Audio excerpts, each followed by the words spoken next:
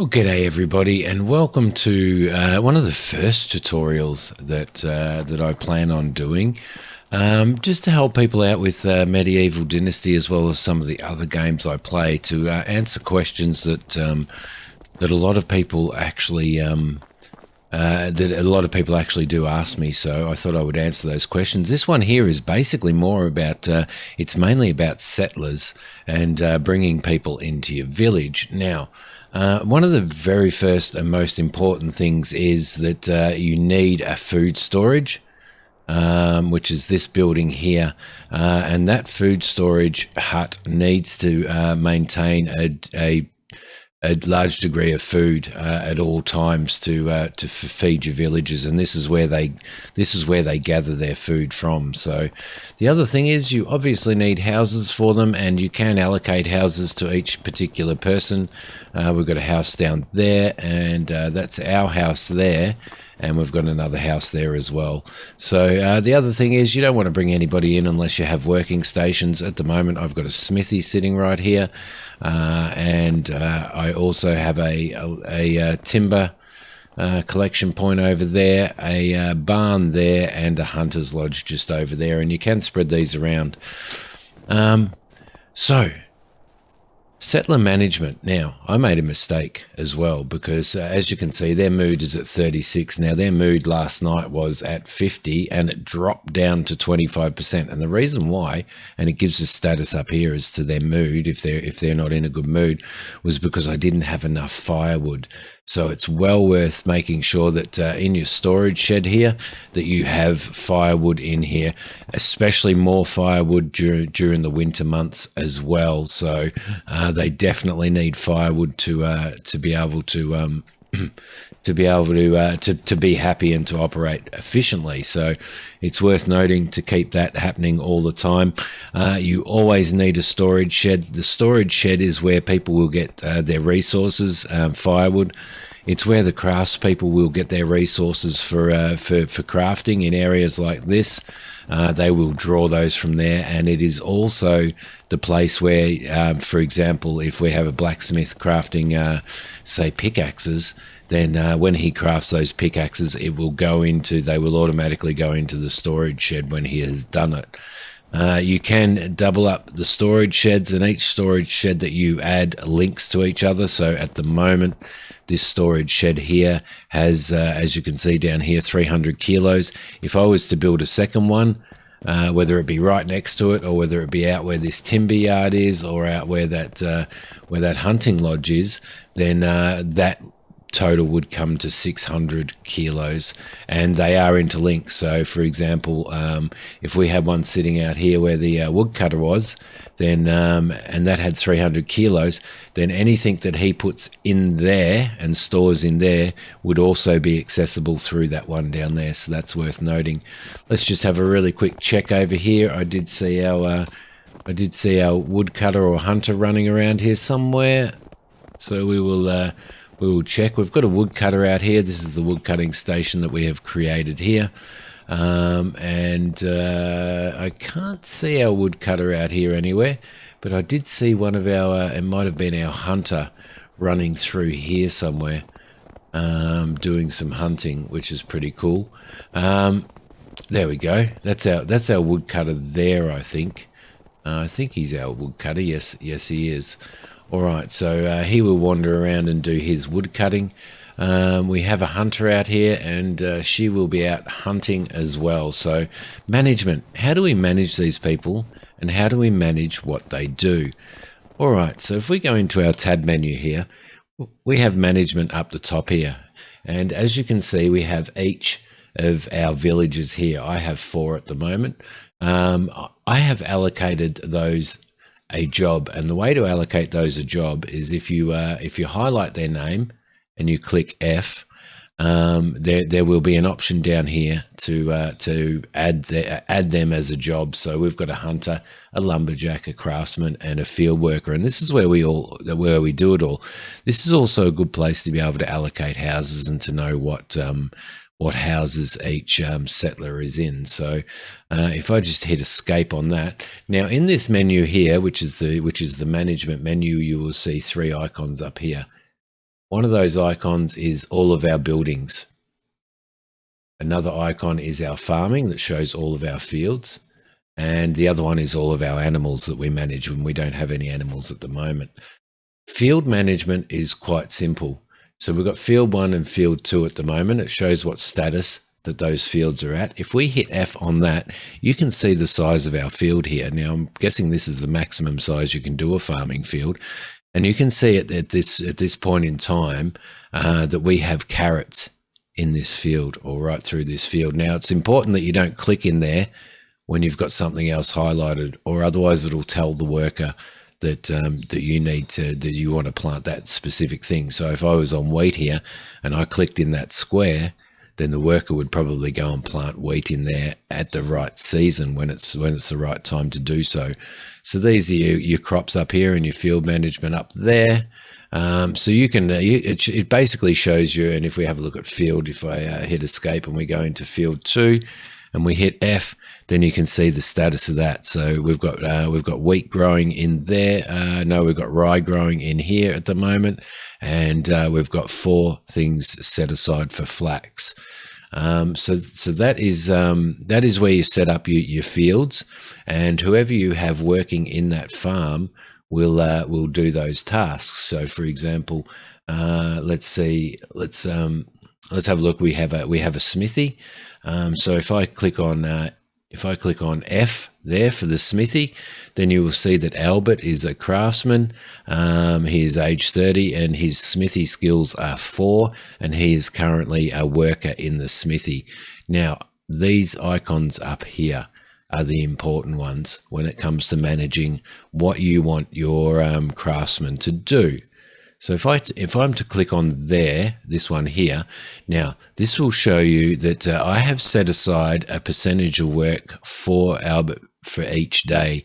And what I've done is, by using the up and down arrows, I have clicked that I want him to be making wooden building hammers, wooden spears, torches, and stone hoes. Now he will concentrate, as you can see, he will concentrate on making those, and you can see what level he is up to at the moment on in progress for making those. So if I wanted to remove, stop him from making hammers, I would bring that down to 0%. If I wanted him to make bows instead, I could bring that up. But you have a balance here that you can't go over for the amount of work that they do, and it shows their skill power up there. Now, if we click on this one here, this one will show you the production status of those of that particular workstation, which is the Smithy. Now, it's a great idea once you get them to have them making things that I think stone hoes sell for about 28 gold each.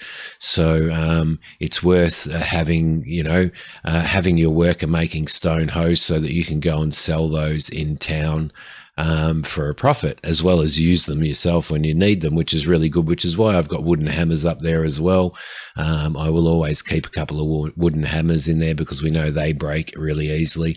Wooden spears, just because we've got a forester, so we're getting wood logs and stuff stored. So basically what will happen is that he will pull resources from over here, and he will use those resources to create those items that I have tasked him to do. And he will continue to do that forever. Every day, day in, day out, he will continue to craft. I don't know where he is at the moment, to be honest, but he will continue to craft those. These crates here, they don't have anything to do. I store my tools that I use in there. They don't have anything to do with what these guys are doing here. They don't draw resources from here, and they don't put stuff back in here. All of the resources are drawn from this storage shed, and all of the products that are created are put back in here as well. So you can see that we've got a farmyard over here. Now the other thing is there's our wheat growing, which is wheat can be a winter crop. Rye, and wheat can also be a winter crop. So we've got some rye growing there, and the other fields sorted out for everything else. I don't know whether you guys can see can hear my little baby girl in the background. She's having her breakfast. So let's have a look at another one of our workers. Let's have a look at our woodshed. So if we go into F and our woodshed there, you can see here, you can't allocate them to do any specific task like you can with a smithy or with a barn. But what you can do is you can they will continue to do those three things: collect logs, sticks, and firewood. And firewood is really, really important. I thought that he would have been collecting heaps of firewood, which is why the mood went down, because I didn't have enough in there. So I'm topping the firewood up a little bit at this point in time. Whoops-a-daisy. If we go into management and we have a look at the hunting lodge, and we go in there, then you will see that Agnes is in the hunting lodge. Her skills are 3. I haven't got a better hunter at the moment, but you can have 2 workers, as you can see, workers 1 of 2. So I can assign another worker to that. If we have a look at the resources that she is gathering, at the moment she's doing meat and leather. Now, it's worth noting that you in a hunting lodge, then you have 2 options. You can set them up as a hunter to hunt animals and collect meat and leather, or you can set them up as a gatherer to go and gather all of this stuff here. Now, if we have a second worker, I would set them to gatherer, so they would be gathering mushrooms, berries, feathers, and all that type of stuff, and I would have one as a hunter who is going out and hunting meat. Also, with the farming as well, in the barn. In the barn, you can have 10 workers doing farming, which is actually pretty cool. And you also have 2 options: field worker or farmer. Farmer looks after animals. When you get animals, field workers work on the fields themselves. And as you can see here, there are things that you can allocate them to do as well, such as making flour. You can whatever's in the field they will grow anyway, but you can actually make them these here are the resources that they make on the grinding wheel. So you probably want some flax grain, you probably want them to make some oat grain, and all that type of stuff for when daub would be a good one as well, which is what you use to upgrade your buildings. But all of those are there for to make seed and stuff like that, and they're all done on the grinding wheel inside the barn here, which is there and here as well on the thrashing floor. Now I also again, the storage here is nothing. They gather all their resources from over in the resource thing. So at the moment you can see that I've got a simple bag and flaxseed. If I grab that flaxseed and put it in the thing over there, I leave the simple bag in here. They have their own bags. I leave that in there in case I come out and do some field sowing. But you're better off, any resources they need, seeds or anything like that, they need to grab from over here. So we will just throw that flaxseed in there. Now you will see your workers out doing their job. I haven't at this stage seen my woodcutter with an axe in his hand, actually chopping a tree, but he is out here somewhere and he is doing it. So he will continue to collect wood for us. So that's a bit of an overview on management of your villages in regards to work that they are doing. So it's all in the management area, and each villager you can click on and you can do that. You can also go into here and you can also assign people to specific houses. So for example, I don't know why it's saying 2 or 3 people and 2 or 3 people when I do have 5 people. I've got 4 people plus me. So simple house there. If we go into there, Rasmir, which is me, I am in that house. If we go into this house here, you can see Agnes and Aldmir are both in there, the hunter and the lumberjack. both live in that house. I could assign a tenant to that house if you want to move people around and assign them to specific houses. If we have a look in there, Albert and Dobroja, I don't know how to pronounce that. I probably absolutely butchered it. They are assigned in there, and I could assign another tenant for that there as well. So there you go. At this point in time, I'm not sure what the worker does who is assigned to the food storage, and the worker to the resource storage either, whether that increases production in any type of way, but I am working that out as I go. So I just thought that I would give you guys a quick rundown on what I have learnt about people management in Medieval Dynasty. I mean, my goodness, imagine when this is all village here and we have like 50 or 60 people living in our village, all doing different tasks and stuff. It is going to be absolutely magnificent. So anyway, if you like this video, please hit like. If you, oh look, there he is. He's chopping trees. Did you see that? He had his axe out. Now he's doing a bit of a dance there. So